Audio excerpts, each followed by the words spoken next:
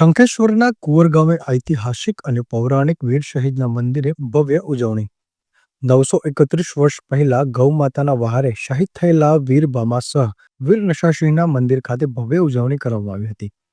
સમસ્ત ગડસાયા પરિવાર દ્વારા હોમ હવન યજ્ઞ અને આહુતિ અને ભોજન સાથે ભવ્ય સંતવાણી કરવામાં આવી હતી। પાટણ જિલ્લાના શંખેશ્વર તાલુકાના કુંવરધામ ખાતે ગાયોના વહારે શહીદ થયેલા વીર ભીમાસિંહ નશાસિંહના મંદિરે દર સાલની માફક આ વર્ષે પણ ઉજવણી કરવામાં આવી હતી। ચૈત્ર સુદ બીજના રોજ ભવ્ય ભજન અને પૂજન સાથે યજ્ઞ યોજાયો। યજ્ઞની અંદર યજમાન પદે લાલાભાઈ લક્ષ્મણભાઈ ગઢસાયા અમરપુરાવાળા અને ભોજનના દાતા ભરતભાઈ સોમાભાઈ ગઢસાયા અમરપુરા પરિવાર દ્વારા આપવામાં આવ્યું હતું। અનિલ રામાનુજ, સમય સંદેશ ન્યૂઝ, રાધનપુર। છેલ્લા 5 વર્ષથી ઉજવણી થાય છે તો કેવી રીતે આ જે શહીદો વીર શહીદ થયા છે એમનો ઇતિહાસ શું છે અને આ કઈ જગ્યા છે અને કયો પરિવાર છે? આ ઇતિહાસ એવો છે કે જ્યારે અહીંયા ગાયના ધણા એકને ફરતા હતા અને ગાયના ધણને જ્યારે સભાળ લોકોએ આથી હાકી જઈને લઈ જવાનું કર્યું ત્યારે અમારા લોકો જે ગઢસાયા પરિવારના અહીંયા આવી અને નશાસિંહ અને ભીમાસિંહ બંને જણા આવી અને ગાયાની વારે ચડ્યા। એમાં જે અમારે દીકરી હતી એક એમને તિલક કર્યું હતું કે તમે જાઓ અને આ ગાયાની વારે ચડો।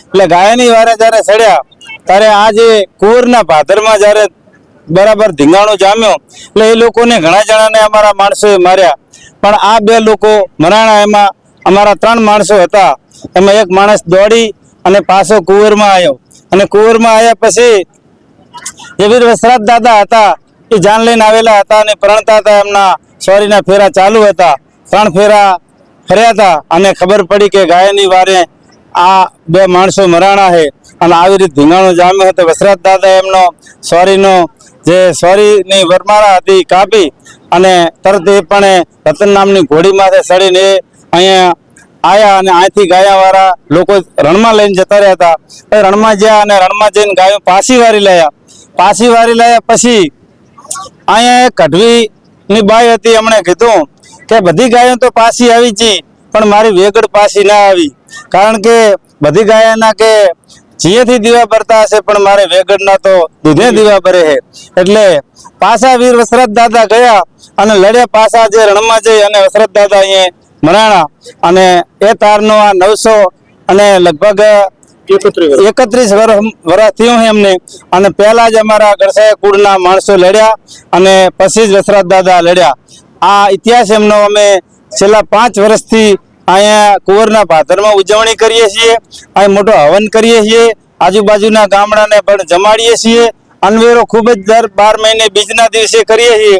એટલે અમારે આ પરંપરા ચલાવવાનું છે, કારણ કે આવા વીર થઈ ગયા હોય અને જો વીરની પાછળ જો આપણે ના જઈએ અને ના કંઈ કરીએ તો આપણે જીવતા મુવા કહેવાય। શું નામ તમારો? મારું નામ લાધુજી રાજસિંહજી ઠાકોર, મુકામ પેદાસપુરા, તાલુકો રાધનપુર, કયા પરિવાર? ગઢસાયા।